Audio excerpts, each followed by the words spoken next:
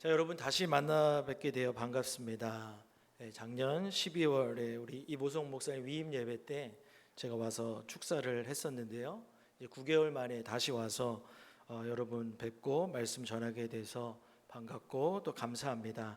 오늘 말씀을 통해서 하나님께서 허락하신 은혜가 모든 분들에게 가득하시기를 바랍니다. 자, 여러분은 성경을 읽으실 때에 성경에 기록된 많은 기록들을 보면서 하나님의 일을 하기 위해서는 힘이 세거나 특별한 능력이 있어야만 쓰임 받는다라는 생각을 해보신 적이 있으십니까? 혹시 그런 이야기들을 보면서 저런 사람들만 쓰임 받고 나같이 평범하거나 연약한 사람은 하나님의 일에 쓰임 받을 수 없다라는 생각을 해보시지는 않으셨습니까? 혹시 그런 생각을 갖고 계신 분이 계시다면 오늘 말씀을 통해서 하나님의 일하심에 대해서 다시 한번 생각해 보시고 우리를 통해서 일하시는 그 하나님을 기대하시기를 바랍니다. 자, 성경에 나오는 많은 인물들 가운데 전쟁을 승리하게끔 만든 사람들의 이야기가 여러 번 나옵니다. 보통 그 사람들을 전쟁 영웅이라고 생각할 수 있습니다. 하지만 성경은 우리에게 어떤 신앙의 위인이나 영웅들을 소개하는 데 그 목적이 있지 않습니다. 하나님께서 특별한 상황 속에서 어떤 한 사람을 통해서 하나님의 뜻을 어떻게 나타내셨는지를 우리에게 알려주시는 것이 목적입니다. 그래서 어떤 한 사람이 주어가 아니라 하나님께서 주어가 되셔서 그들을 통해 어떻게 일하시는지를 우리에게 알려주고 보여줍니다. 자, 오늘 말씀에 나오는 인물 기드온은 삼손과 함께 우리에게 제일 잘 알려진 사사입니다. 자, 여러분 사사를 영어로 뭐라고 하는지 아십니까? 사사를 저지라고 합니다. 저지는 보통 이 재판관, 판사 이렇게 우리가 알고 있는 단어인데 이 성경에 기록된 이 저지로서의 이 사사는 하나님께서 이스라엘에게 보내신 구원자라는 뜻을 가지고 있습니다. 자, 여러분은 기드온이라는 이름을 들었을 때 어떤 이미지가 떠오르십니까? 기드온은 그렇지 이스라엘을 구해낸 영웅이다 이렇게 생각하는 분이 많으실 거라고 믿습니다. 하지만 성경은 우리에게 이 기드온이라고 하는 한 사람이 얼마나 대단한 사람인지를 전하려고 하지 않습니다. 말씀을 자세히 들여다보면 오히려 이 기드온이 얼마나 연약한 존재인지를 잘 드러냅니다. 자, 오늘 우리가 함께 사사기 6장 12절에서 16절까지의 말씀을 읽었지만 저는 오늘 6장 전체와 7장 전체의 이야기를 여러분들과 나누려고 합니다. 자, 그 당시에 이스라엘은 이 미디안이라고 하는 나라 때문에 굉장히 어려운 상황 가운데 있었습니다. 자, 이렇게 어려운 상황이 닥칠 때마다 이스라엘은 어떻게 했을까요? 하나님께 부르짖습니다. 6장 6절에 이스라엘이 미디안으로 말미암아 궁핍함이 심한지라 이에 이스라엘 자손이 여호와께 부르짖었더라. 아무 일 없이 평안하게 살 때는 하나님을 잊어버리고 살다가 어려운 일을 만나게 되면 그때서야 하나님 앞에 기도하는 일이 사사기에서 이 한 번만 나오는 것이 아니라 계속해서 반복되고 있습니다. 그래서 이런 반복을 흔히 이 사사기 사이클이라고 부릅니다. 다음 슬라이드 보여주시겠어요? 네. 그래서 하나님을 잊고 죄를 짓게 되면 하나님께서 그에 대한 심판으로 이방 민족을 통한 압제를 당하게 하십니다. 그럼 그렇게 돼서야 하나님 제발 저희를 살려주세요 이렇게 부르짖으면 하나님께서 사사를 보내셔서 그들을 그 어려움에서 건져내십니다. 그로 말미암아 평화가 오게 되는데 평화가 오고 나면 또 하나님을 잊어버리고 또 사는 일이 발생하게 됩니다. 그럼 또 죄를 짓고 압제, 간구, 구원, 평화 이게 계속해서 사사기 전체에 나오는 사사기 사이클입니다. 자, 그런데 이걸 보면서 여러분은 어떤 생각이 드십니까? 사사시대에 이스라엘만 이런 삶을 사는 것이 아니라 사실 대부분의 우리들의 삶도 이 모습과 비슷합니다.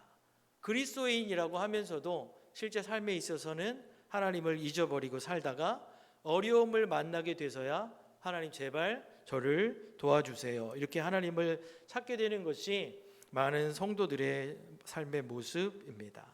자, 이렇게 이스라엘이 하나님께 부르짖자 하나님께서는 그 부르짖음에 대해서 예언자를 보내서 반응을 하십니다.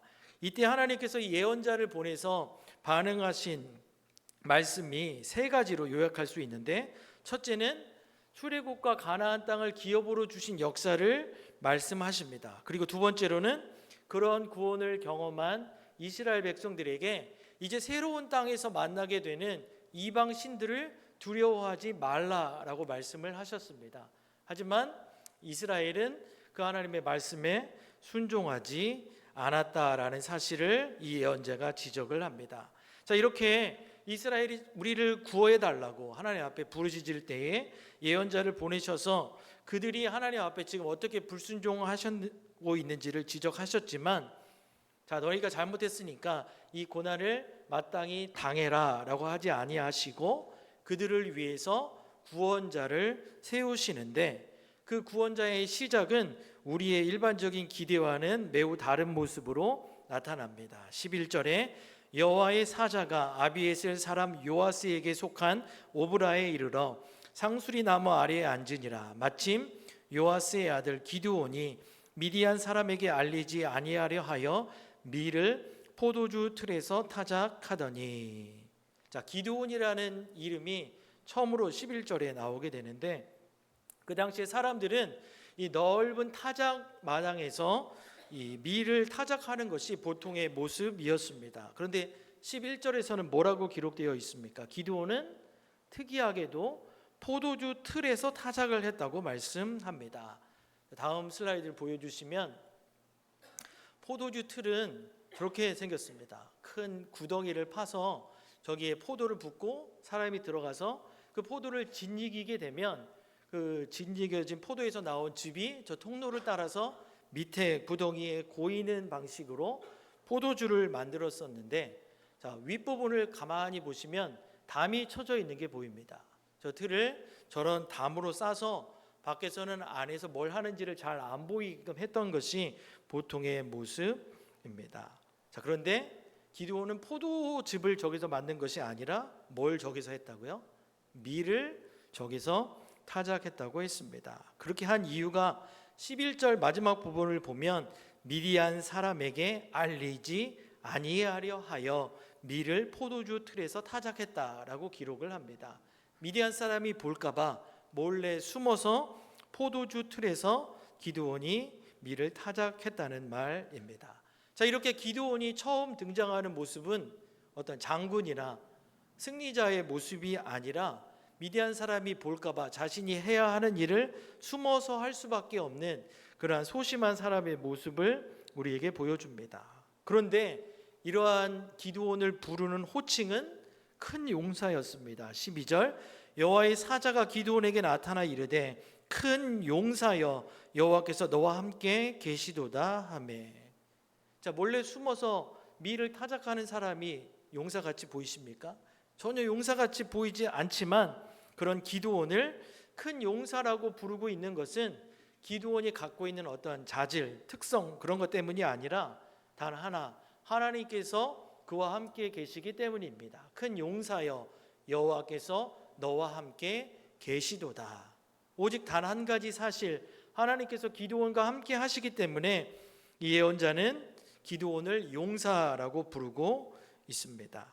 자, 하지만 기드온은 하나님께서 자신과 함께 하신다는 그 말을 듣고 나서도 그 말씀을 온전히 받아들이지 못합니다. 왜 받아들이지 못했을까요? 정말로 하나님께서 자기와 함께 하신다면 지금 자신을 포함한 이스라엘이 당하는 이 어려움과 궁핍함은 없어야 하는 것이 아닙니까? 이렇게 따지고 있습니다. 이러한 기드온의 항의에 대해서 하나님께서 이스라엘을 버리신 것이 아니라 이스라엘이 하나님께 순종하지 않은 것이 그 어려움의 원인이라고 말씀을 하십니다. 그렇게 말씀하신 후에 하나님께서 이스라엘을 구하기 위해서 바로 너를 보낸다라고 말씀을 하셨습니다. 자, 이 말씀을 듣고 나서 기드온은 하나님 저를 보내시기를 원하시는군요. 제가 가겠습니다. 이렇게 말했던 것이 아니라 자기 집안, 가문이 얼마나 보잘것없는지를 설명하면서 그렇기 때문에 자신은 하나님의 뜻을 이루기 위해 너무나 부족한 사람입니다 라고 말을 하면서 그 부르심을 회피합니다. 자, 기드온은 자신이 이미 갖고 있는 것, 거기에서 자기의 힘을 찾습니다. 아무리 자신을 이렇게 둘러보아도 나는 저 미디안과 싸우기에 너무나 부족한 사람이라는 그러한 고백을 할 수밖에 없었습니다. 자기 집안을 봐도 그렇고 자기 형편을 봐도 그렇고 이스라엘을 구원할 능력이 없다라고 말을 합니다.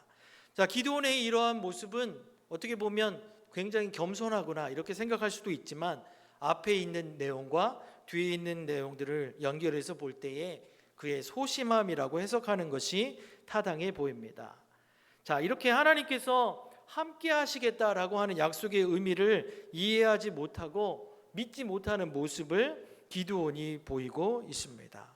자, 우리가 일반적으로 기대하는 어떤 신앙의 영웅으로서의 모습과는 완전히 전혀 다른 모습을 보입니다. 그럼에도 하나님께서는 다시금 그와 함께 하시겠다라고 말씀을 하시면서 그를 향한 자신의 부르심을 확증하십니다. 16절, 여호와께서 그에게 이르시되 내가 반드시 너와 함께 하리니 내가 미디안 사람 치기를 한 사람을 치듯 하리라 하시니라. 자, 하나님께서는 어떠한 일을 시키신 후에 자, 내가 시켰으니까 이제는 네가 알아서 해 이렇게 말씀하시는 분이 아니십니다. 그 일을 준비하고 실행하는 모든 과정 가운데 함께 하십니다. 그렇기 때문에 우리에게 필요한 것은 단순한 능력이 아니라 그 하나님의 약속을 믿는 믿음과 순종이 필요합니다. 자, 하나님께서는 바로 그날 밤에 기드온을 부르셔서 그 부르심에 합당한 구체적인 행동을 할 것을 그에게 요구하셨습니다. 그런데 그 행동은 그대로 하면 기드온이 죽을 수도 있는 목숨까지 위협할 만한 일이었습니다. 어떤 일이었을까요? 바알의 제단을 허물고 거기에 세워진 아세라상을 찍어버리고 새롭게 하나님을 위한 단을 거기에 세우라고 말씀을 하셨습니다. 근데 이 말을 들은 기드온은 성읍 사람들을 두려워했기 때문에 자기는 그러한 일을 할 수 없다라고 두려움에 떨었습니다. 하지만 그렇게 두려움에 떨면서도 하나님이 시키셨으니까 어떻게라도 해야지라고 해서 기드온이 생각해낸 방법이 아무도 없는 한밤중에 몰래 가서 하나님께서 자기에게 시키신 그 명령대로 행동을 합니다. 자, 이처럼 우리가 하나님의 뜻을 이루는 일, 하나님께 순종하는 데 있어서 완벽한 믿음이 있어야만 하나님의 뜻대로 살 수 있는 것은 아닙니다. 기드온처럼 의심하기도 하고 두려움이 있다고 할지라도 하나님의 뜻에 순종하는 것이 순종하지 않는 것보다 낫습니다. 그런데 이렇게 하나님께 순종했다고 해서 항상 모든 문제가 당장 잘 풀리는 것은 아닙니다. 기드온은 어떻게 해서든지 자기가 당할 수 있는 그 위험을 피하려고 했지만 하나님의 말씀에 밤에 몰래 가서 했는데도 그게 밝혀져서 결국 목숨을 잃을 위험에 처하고 맙니다. 자, 부족한 순종이 불순종보다는 훨씬 낫지만 그렇게 순종했다고 해서 모든 것이 형통하게 되는, 순종이 형통을 보장하는 것은 아님을 우리가 또한 잊지 말아야 합니다. 그럼 왜 일이 그렇게까지 어려운 일이었을까요? 바알과 아세라를 숭배하는 것은 단순한 종교적인 의미를 갖고 있을 뿐만 아니라 그에 대해서 경제적인 의미도 함께 가지고 있었습니다. 그 당시 사람들은 바알과 아세라를 풍요의 신이라고 믿었습니다. 그런 풍요의 신을 무너뜨리는 것은 우리를 망하게 하는 일이다라고 사람들이 받아들였기 때문에 그 일을 한 기드온이 죽음의 위험에 처하게 된 것입니다. 그때 그 아버지 요아스가 기드온을 지켜주어서 결국 아무런 피해도 입지 않고 잘 넘어가게 됩니다. 자, 이렇게 죽음의 위기에서 벗어난 기드온은 하나님께서 자신에게 맡기신 전쟁에 나갈 준비를 하게 됩니다. 하나님의 영이 기드온에게 임했고 이제 우리가 싸우러 나가자고 군사들을 호출하자 사람들이 모여서 이제 전쟁에 나갈 준비가 다 되었습니다. 전쟁에 나갈 준비가 다 되었으면 어떻게 해야 되죠? 당연히 전쟁을 해야 됩니다. 근데 기드온은 전쟁을 시작하지 않습니다. 결정적인 순간이 되었음에도 하나님의 뜻대로 행하지 않고 주저합니다. 그러면서 먼저 양털을 타작마당에 두었을 때에 그 양털에만 이슬이 내리고 주변 땅이 다 말라 있으면 자신을 통해서 이스라엘을 구원하시겠다고 하는 하나님의 말씀을 믿겠다는 제안을 하나님께 합니다. 즉 하나님과 딜을 하기 시작합니다. 하나님은 이러한 기드온의 제안에 대해서 아무런 대꾸 없이 순순히 응하십니다. 38절 그대로 된지라 이튿날 기드온이 일찍이 일어나서 양털을 가져다가 그 양털에서 이슬을 짜니 물이 그릇에 가득하더라. 자, 기드온이 요구한 대로 하나님께서 그대로 응답하셨습니다. 그런데 기드온은 그것으로 만족하지 못하고 조금 더 확실한 증거를 원합니다. 39절 기드온이 또 하나님께 여쭈되 주여 내게 노하지 마옵소서 내가 이번만 말하리이다. 자, 방금 하나님께 자기가 구한 대로 하나님께서 응답해 주셨으니까 이게 하나님의 뜻이구나 라고 나가서 싸워야 되는데 또 하나님께 뭔가 표적을 구하려고 하니까 자기도 염치가 없어서 주여 내게 노하지 마옵소서 내가 이번만 말하리이다 라고 하나님께 말하고 있습니다. 하지만 끝까지 자기의 그 고집을 꺾지 않고 다른 증거를 요구하게 되는데 이번에는 바로 전에 했던 그 요구와 정반대인 주변 땅은 모두 젖어 있어도 그 가운데 있는 양털만은 뽀송뽀송하게 해달라라고 하나님께 표적을 구합니다. 하나님이 어떻게 하셨을까요? 하나님은 이번에도 기드온이 원하는 방식으로 자신의 말씀이 참이라는 것을 입증하셨습니다.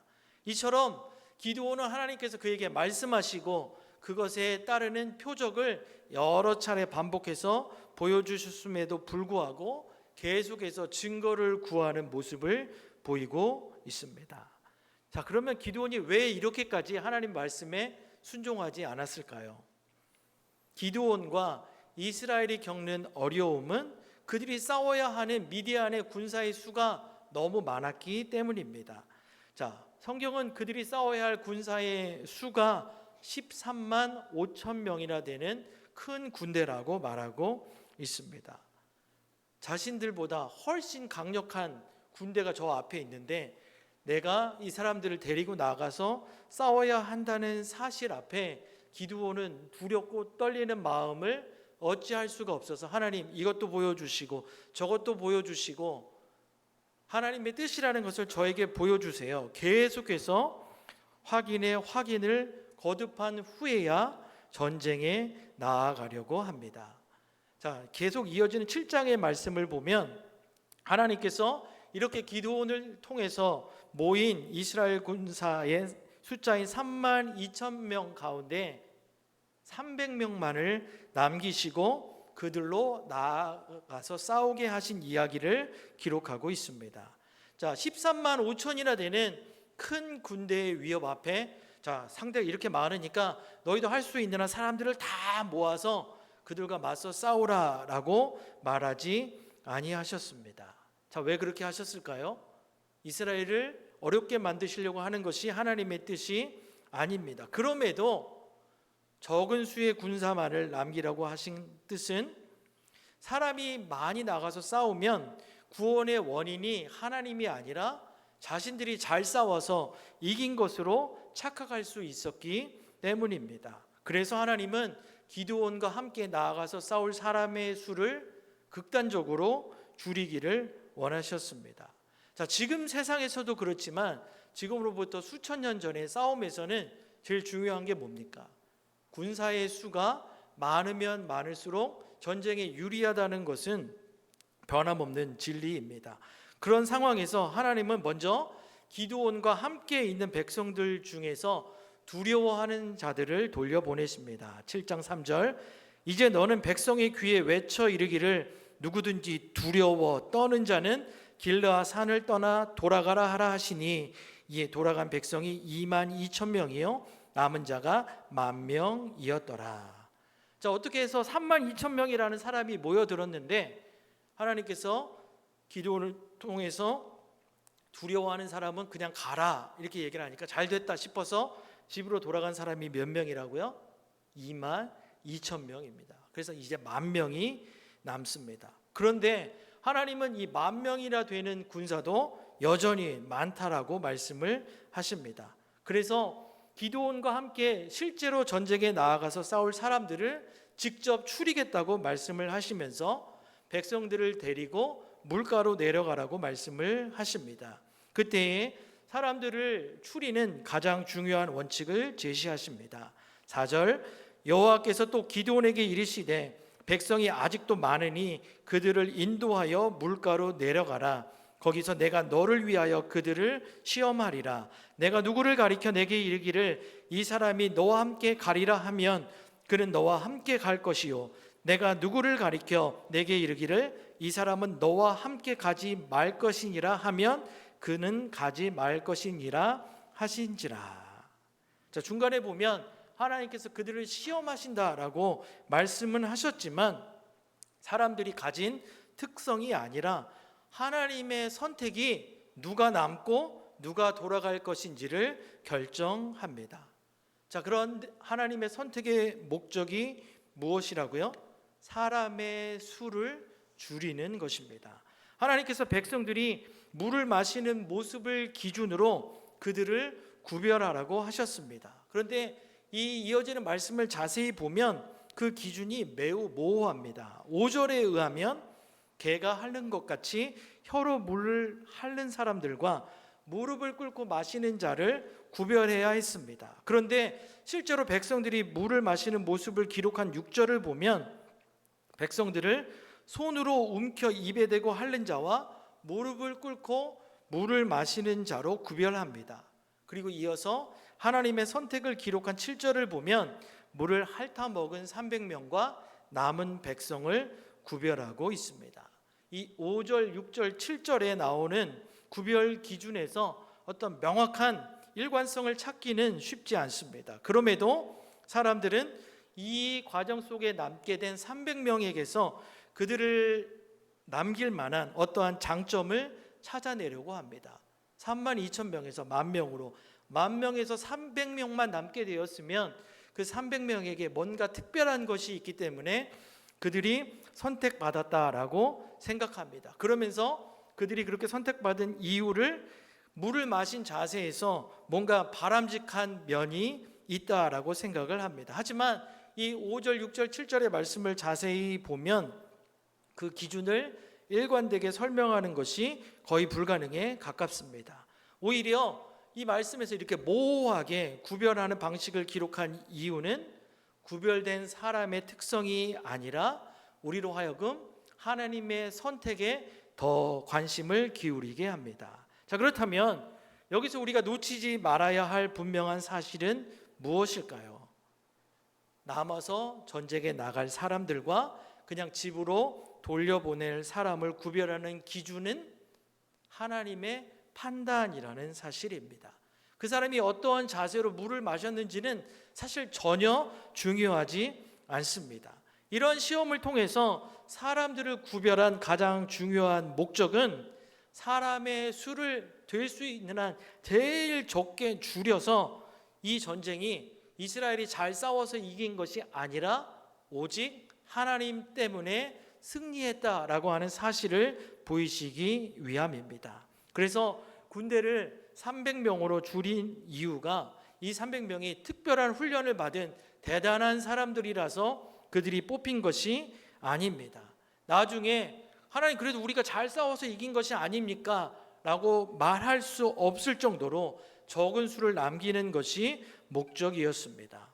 남긴 사람들이 얼마나 용맹한지, 그들이 훈련을 얼마나 잘 받았는지 그런 것은 전혀 중요한 문제가 아니었습니다. 오히려 그 300명이라고 하는 사람들이 평범하면 평범할수록 이 일이 하나님의 역사, 하나님께서 이루신 승리라는 사실이 더 분명해집니다. 자, 이렇게 두 번의 과정을 통해서 32,000명이 10,000명으로, 10,000명이 300명으로 줄어들었습니다. 비율로 보면 몇 퍼센트입니까? 32,000과 300을 비교하면 채 1%가 되지 않습니다. 자, 그런데 우리는 흔히 이 남은 300명을 뭐라고 부릅니까? 기드온과 300 용사라고 부릅니다. 하지만 성경을 자세히 들여다보면 성경 그 어디에서도 이 300명을 용사라고 부르고 있지 않습니다. 단지 기드온만을 용사라고 부를 따름입니다. 그것도 우리가 이미 확인한 것처럼 그렇지, 기드온은 용사라고 불릴 만해, 이러한 자격을 기드온이 갖고 있기 때문에 그를 용사라고 부른 것이 아니었습니다. 우리가 빨리 살펴봤지만 기드온 어디에서도 용사라고 불릴 만한 자질을 그는 갖고 있지 아니하였지만 하나님께서 그와 함께 하시기 때문에 선지자는 그를 큰 용사라고 부르고 있을 뿐입니다. 자, 이렇게 기드온과 함께 전쟁에 나갈 300명은 특별한 재능이 있는 사람들도 아니고 고도로 훈련받은 사람들도 아니었습니다. 말 그대로 이 300명은 용사가 아니라 저와 여러분 같은 평범한 사람들입니다. 자, 여기서 이 300은 더 커지기 위한 수가 아니라 큰 수를 줄여서 만든 수라는 것을 우리가 잊지 말아야 합니다. 자, 하나님께서는 왜 이 32,000이라는 군사를 300명으로 줄이셨을까요? 규모가 커야만, 사람들이 많아야만 하나님의 일을 한다는 생각을 버리라는 하나님의 뜻입니다. 자, 하나님의 일은 하나님께서 하시며 큰 규모는 사람들로 하여금 잘못된 자랑을 하게 만듭니다. 그래도 우리가 이만큼 있으니까 이렇게라도 하나님의 일을 했지라고 하는 생각을 하도록 만듭니다. 자, 우리가 이미 확인한 것처럼 기드온은 하나님께서 한 번, 두 번도 아니고 계속해서 말씀하셔도 그 하나님의 말씀을 듣긴 들었지만 그 하나님의 말씀을 믿지 못합니다. 그리고 계속해서 하나님 이 증거도 보여주시고 저 증거도 보여주시고 또 보여주세요. 계속 이렇게 하나님께 증거를 보기를 원했습니다. 자, 이러한 기드온의 특징을 잘 아시는 하나님께서는 그가 두려움을 극복할 수 있는 방법을 이렇게까지 알려주십니다. 10절 11절 만일 내가 내려가기를 두려워하거든 내 부하 부라와 함께 그 진영으로 내려가서 그들이 하는 말을 들으라. 그 후에 내 손이 강하여져서 그 진영으로 내려가리라 하시니 기드온이 이에 그의 부하 부라와 함께 군대가 있는 진영 근처로 내려간즉.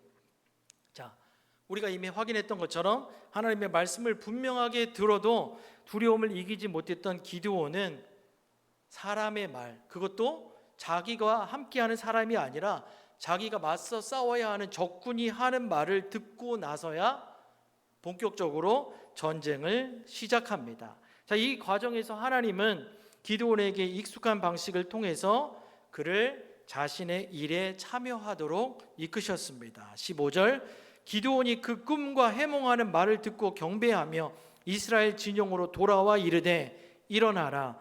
여호와께서 미디안과 그 모든 진영을 너희 손에 넘겨주셨느니라 하고. 정말 이상하지 않습니까?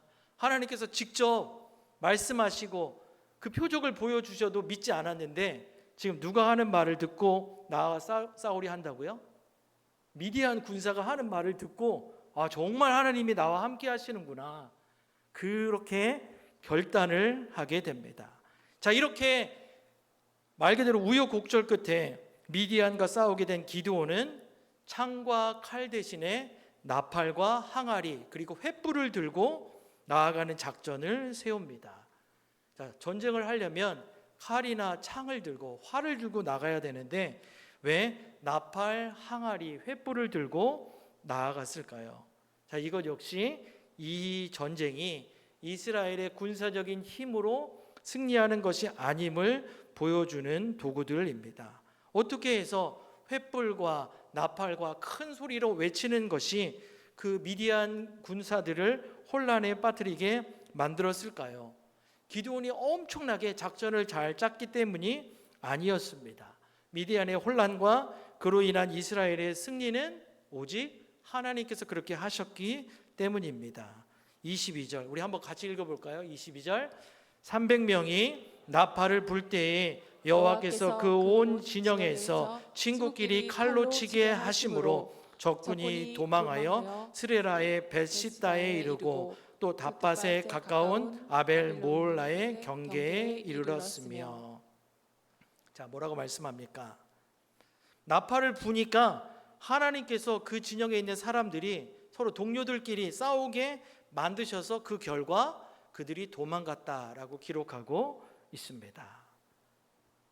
기드온이 한 일은 나팔을 분 일밖에 없었습니다. 자, 오늘 우리는 짧은 시간에 6장과 7장에 나온 이 사사 기드온의 이야기를 함께 나누었습니다. 오늘 예배 전까지 여러분이 기드온에 대해서 어떻게 생각하셨는지 모르지만 보통 사람들이 갖는 기대와는 달리 그는 영웅이라기보다는 굉장히 소심하고 또 의심이 많은 사람이었습니다. 하나님의 말씀을 듣고 잘 순종하는 사람이라기보다는 눈에 보이는 표적을 구하고 또 하나님의 말보다는 다른 사람이 하는 말에 더 잘 반응하는 사람이었습니다. 성경이 보여주는 그런 어떤 신앙의 영웅, 용사의 모습과는 거리가 멀어도 한참 먼 사람입니다. 그럼에도 하나님께서는 그를 큰 용사라고 불러주셨고 그를 리더로 세우셔서 이스라엘이 전쟁에 나아가도록 하셨습니다. 이 모든 것이 기드온이 자격을 완벽하게 갖추었기 때문에 선택된 것이 아니었습니다. 우리가 살펴본 것처럼 그런 기준으로 보면 기드온은 제일 먼저 집에 가야 할 사람 중에 한 명입니다. 22,000명이 돌아갈 때 두려워하는 사람 가라고 했을 때 그 제일 앞에서 가야 했을 사람이 기드온입니다. 하지만 하나님께서 자격 없는 기드온을 큰 용사라고 부르셨기 때문에 용사로서 그 임무를 감당할 수 있었습니다. 또한 그와 함께 했던 300명 역시 뽑힐 만한 자격이 있어서 선발된 용사들이 아니었습니다. 사람들이 그래도 우리가 작전을 잘 세워서 우리가 잘 싸워서 이겼다는 말을 도저히 할 수 없을 만큼 적은 수의 사람이 필요했기 때문에 하나님의 선택에 의해서 그 자리에 있는 사람들이 그 300명이었을 뿐입니다. 자, 우리는 이 기드온 이야기를 통해서 하나님께서 사람들과 세상을 어떻게 다루시고 그 속에서 어떻게 그 사람들과 일하시는지를 알게 됩니다. 자, 그 알미 우리의 삶을 조금 더 정직하게 바라보게 만들 수 있기를 바랍니다. 여러분 가운데 나는 특출난 백그라운드도 없고 재능도 없고 제대로 훈련받지도 못했기 때문에 나는 하나님께서 맡기신 일을 감당할 수 없다라고 쉽게 포기하지 마시기 바랍니다. 오늘 우리가 기드온을 통해서 확인했던 것처럼 누가 봐도 와, 이 사람은 대단한 용사야 라고 불릴 만한 믿음이 있고 능력이 있어야만 하나님의 일을 할 수 있는 것이 아닙니다. 기드온처럼 정말 여러분이 하나님이라면 기드온을 택하셔서 하나님의 일을 맡기시겠습니까? 그렇게까지 내가 기회를 줬는데 어떻게 너는 그렇게밖에 못하냐라고 내가 다른 사람 찾아볼게 이러지 않으셨을까요? 나는 할 수 없다라고 하는 기드온을 불러서 확인을 거듭시켜서 이스라엘을 승리하게 만드셨던 하나님께서 오늘 우리와도 함께 하십니다.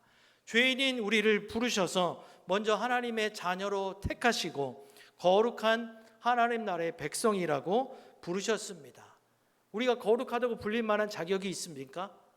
그 누구도 하나님 앞에서 거룩한 자라고 불릴 만한 자격이 없습니다. 그런 우리를 거룩한 백성이라고 부르셨습니다.